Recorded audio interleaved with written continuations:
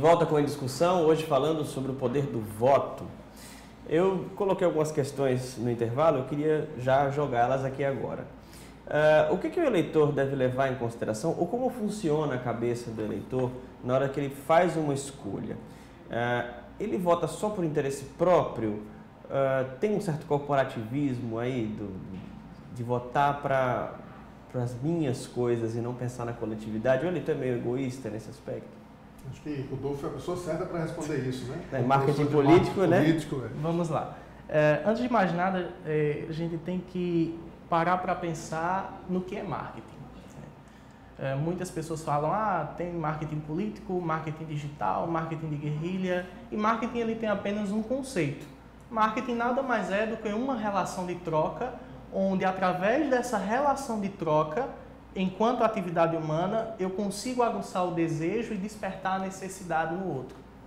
Então, eu aplico esse meu conceito a partir deste ambiente. Então, nós estamos falando de política, então eu aplico o conceito de marketing à política.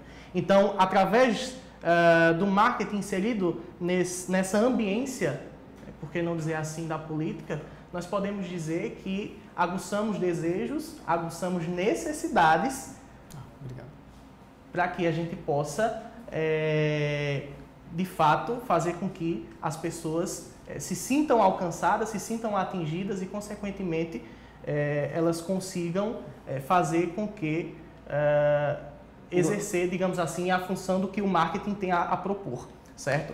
Com relação à sua pergunta, as pessoas, elas, a princípio, elas são atingidas, né? No processo de comunicação, a gente vê que a mensagem ela é enviada pelo emissor, o receptor recebe e, a partir disso, ele consegue enviar o seu feedback ao emissor novamente. Então, nesse novo momento que a gente vive, nesse período de mídias sociais, de mídias digitais, desse ambiente digital, o receptor ele não apenas recebe a mensagem e fica com a mensagem para si, ele começa a propagar a mensagem. É o compartilhar. Justamente. Nós estamos vivendo uma cultura do compartilhamento. E a partir dessa cultura do compartilhamento, que essas ideias que eu falei anteriormente com relação ao marketing, onde eu consigo disseminar a vontade e o desejo e a necessidade, ela é compartilhada por essas pessoas.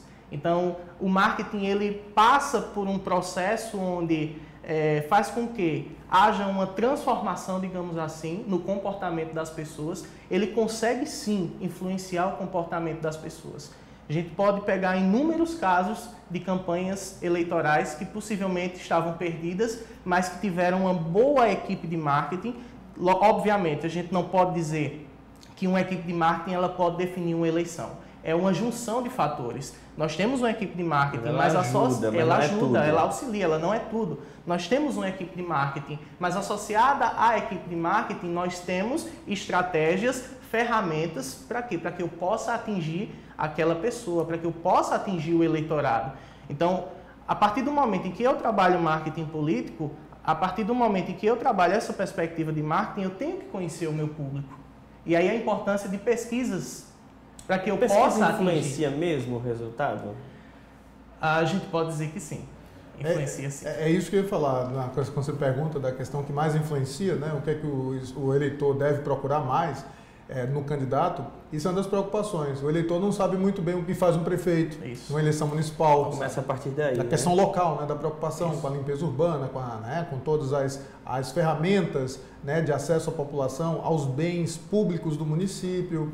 E, por exemplo, não sabe qual é o papel do vereador, o papel do senador, o que é que faz um senador da República, qual é a diferença para um deputado federal, o que faz o deputado estadual. Então, essa falta de percepção do eleitor, aí volta aquela questão, né, do voto ser obrigatório. Eu acho que o povo ainda continua muito desinformado. Nessa questão, eu até acho que, realmente, se a pessoa não tem conhecimento do sistema político, ela não tem condições de escolher se quer ou não. Mas aí a importância de se ter um estudo da própria Constituição do sistema político, porque esse estudo vem de base. Se nós não temos um estudo de base, as pessoas que chegam na sociedade... Na educação básica você não discute Constituição, você não discute...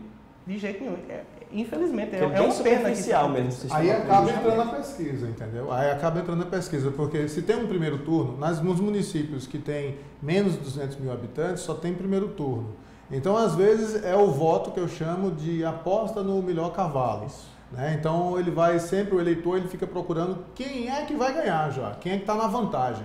Quem está na vantagem, na dianteira, tem uma vantagem estratégica, tem uma pesquisa, né, que mostra que está à frente, esse vai ser um candidato que provavelmente vai angariar a simpatia do eleitor, até porque ele fica preocupado em ter ali uma validação posterior, de saber que o prefeito, o vereador viu, olha, eu votei em você está me vendo aqui, né? E ainda tem a história de não querer perder o voto. Esse detalhe. Mas esse sentimento é válido? Isso é bem arcaico, de achar principalmente que... em cidades interioranas. Cidade pequena, o cara diz, eu não quero perder meu voto. Por isso que tem um segundo turno, né? O segundo turno existe exatamente para isso, porque muita gente às vezes vota num candidato que é o menos ruim. Tem um candidato também, aquele de protesto, né, que ele vota no primeiro turno. Quando você vai para o segundo turno, com os dois mais votados, aí volta o debate realmente das plataformas, das propostas, você reequilibra ali o jogo e aí diminui a chance de existir uma catástrofe, né? E as catástrofes estão aí. Sim, mas pegando por esse seu gancho, eu ainda acredito que as capitais, elas conseguem trabalhar de uma melhor forma isso. Porque no interior, nós temos... diversas situações e geralmente essas situações elas são compostas por facções políticas. As pessoas elas não conseguem votar no candidato. Por mais que você coloque um candidato que seja preparado, que tenha uma formação, que saiba como lidar a partir desse jogo político e eleitoral, as pessoas elas não votam naquele candidato que está apto realmente a assumir o cargo no pleito. Nós falando na força política que já existe. Existe todo um conglomerado, toda uma força política inserida nessas facções, que geralmente são facções históricas, e aí eu cito o caso da minha cidade, Esperança. Nós temos duas facções políticas que, na verdade, se nós formos parar para visualizar etimologicamente e etnograficamente, essas facções elas surgem apenas de uma, que são ratos e amuados.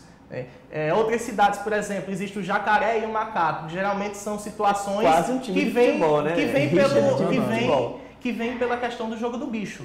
Né? Vem pela questão do jogo do bicho, né? A questão da numeração. Então as pessoas trabalham nessa facções, linha. né? Aí já pensa logo em facção criminosa, mas não é bem isso. São facções que são grupos que pensam da mesma forma. E são denominados facções políticas. São facções políticas. São grupos rivais, né? É verdade. E é uma alienação isso, né? Isso, você votar totalmente. pela cor, por exemplo. Eu voto nos vermelhinhos, eu voto nos azulzinhos, no amarelo, eu voto no laranja, eu voto no preto. Né? O preto eu acho que não tem muito espaço, é só quando é protesto, né? Acho que ninguém quer associar a cor preta. Eu acho que na análise cromática, eu acho que o preto, eu acho que fica para mim, né? Que não vou concorrer a nenhum voto. Pois é, a questão da compra de votos, vocês acham que tem diminuído essa questão? Porque principalmente nessa campanha, eu estou vendo que quase não há denúncias de compras de votos, de tentativas de se comprar votos. Esse é um costume que está se perdendo, na opinião de vocês, de jogar sujo nas eleições? O candidato fica marcado? Ainda é cedo para dizer, mas há muitos aplicativos e há muitos canais de denúncia. Hoje os canais de denúncia eles estão muito mais acessíveis ao grande eleitor. E até onde eu tenho conhecimento, eu só tenho ouvido falar de coisa grande. Eu não tenho conhecimento de coisa pequena. Por conta da proibição recente na mudança da legislação e de um julgamento do Supremo Tribunal Federal ainda de 2015, que proíbe a chamada doação de campanha, né, por pessoa jurídica, ou seja, financiamento por empresas, que é uma prática muito comum. Até o pleito de 2014, por exemplo, nós tínhamos a Odebrecht, a OAS, todas essas empreiteiras, né, nacionais, multinacionais, que estão envolvidas no escândalo, né, do Petrolão, da Lava Jato, elas doavam, no mais das vezes, para ambos os lados, né? Para os dois candidatos à presidência da República, para os dois candidatos ao governo do Estado, para sempre ter a sua presença nos negócios públicos. Então isso é uma marca bem característica do Brasil, do patrimonialismo, é algo que foi louvável, né? A mudança e a atuação da Lava Jato. Para quem acompanha de perto dos bastidores, sabe que muita coisa vem por aí ainda e vem também em relação às eleições. Eu, como advogado especialista em direito digital, eu estou norteando minha atuação somente para outros escritórios de advocacia e para institutos de pesquisa, para empresas, que são empresas que estão correndo riscos de conformidade, ou seja, elas não estão atentas a algumas regras e às vezes são detectadas por órgãos de controle, pela Polícia Federal, pelo Ministério Público. O mesmo acontece com os candidatos e com os próprios advogados, né, que não têm a cautela mínima. E alguns estão começando a ter isso preventivamente, então possivelmente a gente vai conseguir evitar que alguns sejam denunciados pela compra de voto ou por práticas como, por exemplo, contratar grupos de WhatsApp, grupos de transmissão de mensagens online com o intuito exclusivo de difamar o candidato. Isso é uma forma também de você prejudicar, é uma forma de você comprar o voto também. É um jogo sujo. É um jogo sujo, né? Você direciona o dinheiro agora para propaganda online de forma não oficial, para tentar driblar as proibições da Justiça Eleitoral. Você tem hoje mecanismos de coleta das informações dos eleitores. Big Data. O Big Data, né,